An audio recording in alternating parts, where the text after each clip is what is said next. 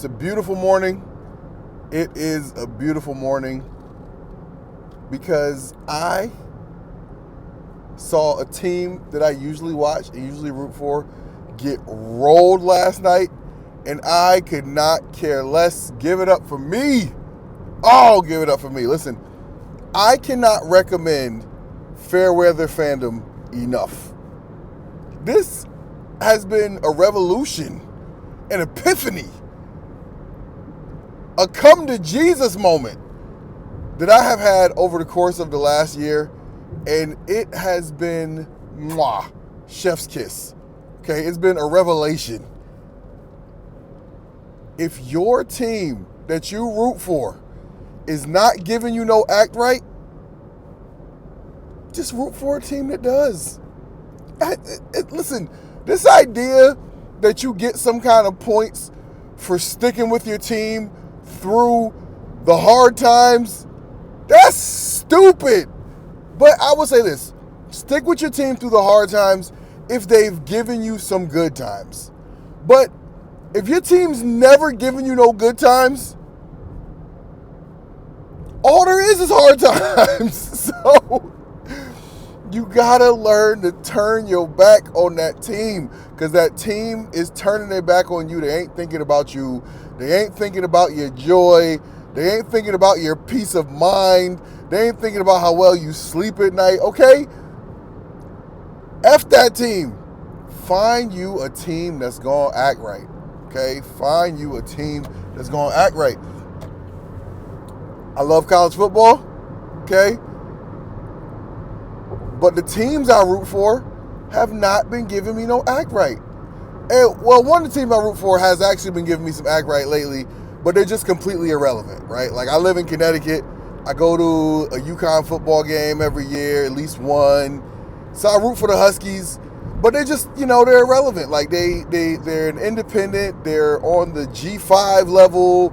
They, they're irrelevant. Like, I love them. I root for them. I root for their success. I'm definitely going to try to make a game this year. But, they're irrelevant. As a kid, I grew up in North Carolina, so I root for the Tar Heels. You had to make a choice. It was NC State or North Carolina. I made my choice, and I've stuck with it, okay? I've stuck with it. But the thing is, Carolina has never gotten football right. Anybody who knows anything about college football, anybody who knows anything about North Carolina, you already know this. The University of North Carolina, from what I hear from people who cover the university all the time, the University of North Carolina views themselves as an upper crust, borderline Ivy League type of university who does not want to get in bed with all the dirties that it takes to be good at football. Okay, well, if that's how you feel about football, then you're going to get exactly what we've gotten from North Carolina football, which is constant, consistent mediocrity. They don't promote that program. They don't spend money on the program. And every now and then, you'll catch lightning in a bottle. You'll get a coach who cares. You'll get a coach who has a hot name and, gets the fan base fired up a little bit, gets recruiting fired up a little bit, and you'll win a couple of games.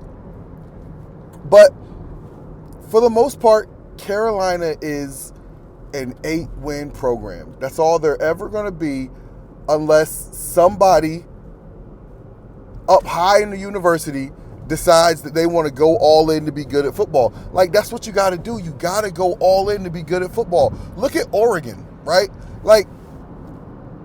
Oregon is no secret. They had a money man, but that's what going all in means. It means somebody's got to turn on the money faucet, and you got to decide that money is going to go towards football.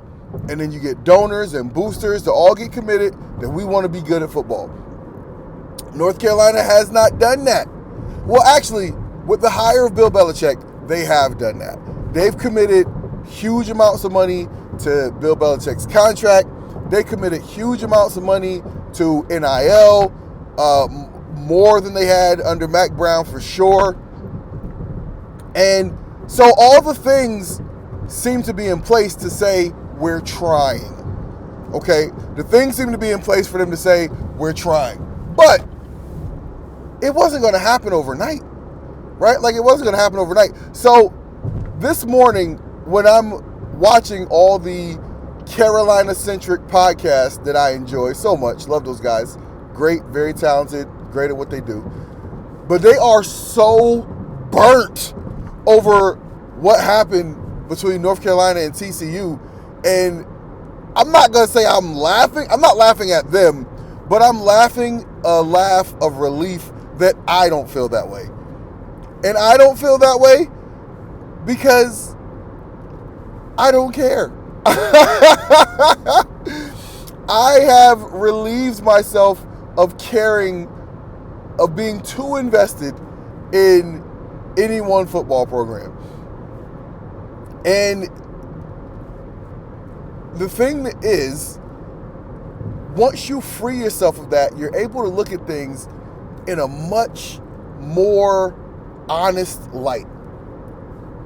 Like, North Carolina fans still tell themselves that in that 2015 season where they had that great run and they, lost the ACC championship game to Clemson, they still tell themselves that, hey, if we just had gotten that onside kick call, there was a bogus onside kick call. If we would have got that kick, we were rolling, we would have came back and won that game. Bro, that game was actually on TV a couple of weeks ago.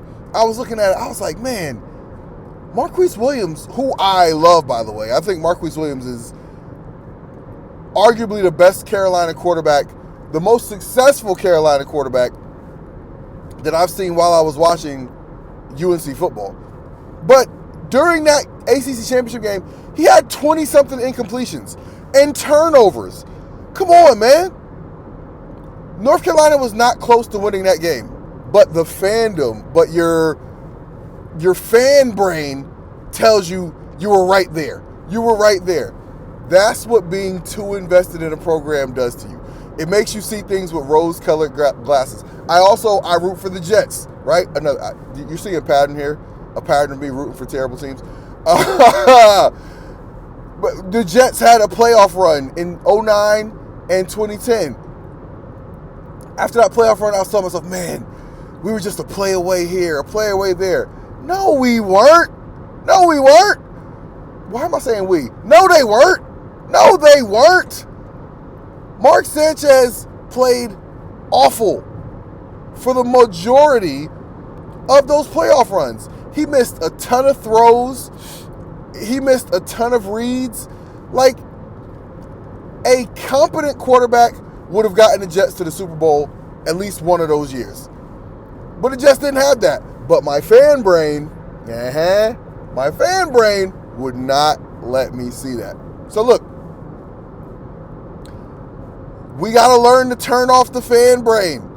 I mean, I have, and it's beautiful. This past weekend, UConn Huskies had something like 630 yards of offense, second most offensive yards in the whole FBS. Shout out to UConn. This week they got a game coming up at Syracuse. Let's see how that goes. Florida State. Okay, Florida State. Listen, I rooted for Florida State when I was a kid. Again, I was a kid growing up in the 80s, 90s, and Florida State was that business. Florida State was the Alabama of the day. Florida State was the Georgia of the day. Florida State had it going. So I was in the trenches with Florida State. I still got love for Florida State. I rooted for Florida State for a long time before I decided. I think what some fans do, I think this might have been what I did. I think I decided I wanted to buy low on a penny stock. I think that's what I did. I think I decided I wanted to buy low on a penny stock like North Carolina, be invested, so when they come up, I'm like, I was here. I was here back when they sucked. And the not sucking has never come around, okay? All right?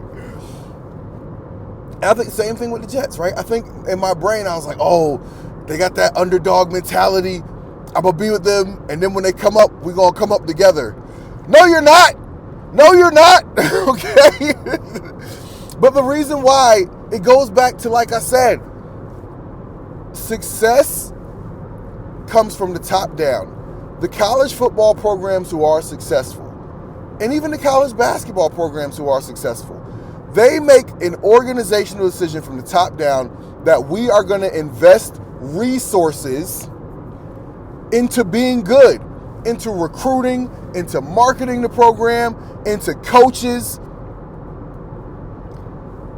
The good programs don't stay down for long. UConn is a great example, right? UConn started winning national championships in 1999.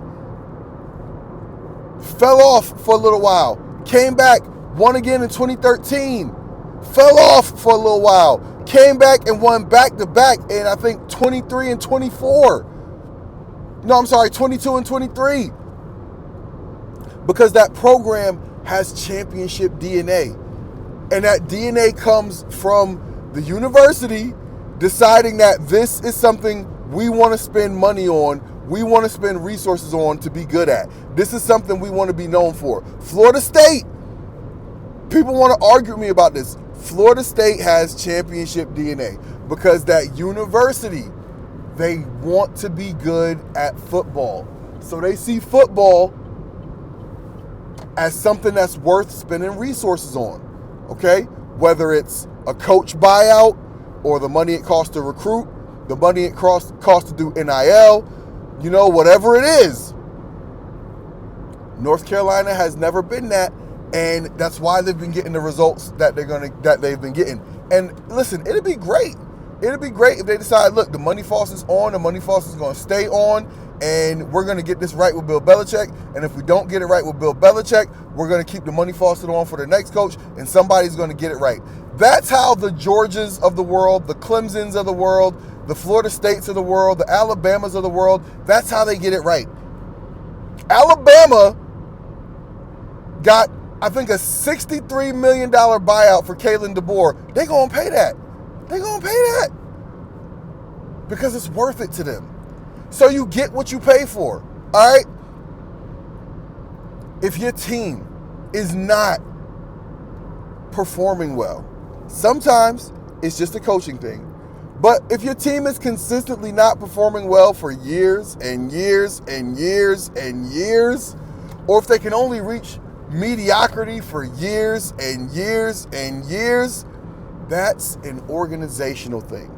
That has to do with the way it's managed and the resources that are poured into that team from the top down. Carolina football, they started it. They've started. I'm gonna give them a little bit of credit, but you can't turn that around overnight, okay? You can't turn it around overnight. You can't erase 50 years of mediocrity, and I'm just saying 50 to be kind. I don't even know, a lot. You know what I mean? You can't erase a complete history of mediocrity, save for a couple of years here and there out of Mac Brown. You can't erase that overnight. So if you're a Tar Heel fan, stick with it. But if you want to free yourself of this misery, do what I did. Do what I did. Say, when you act right, I'll be back.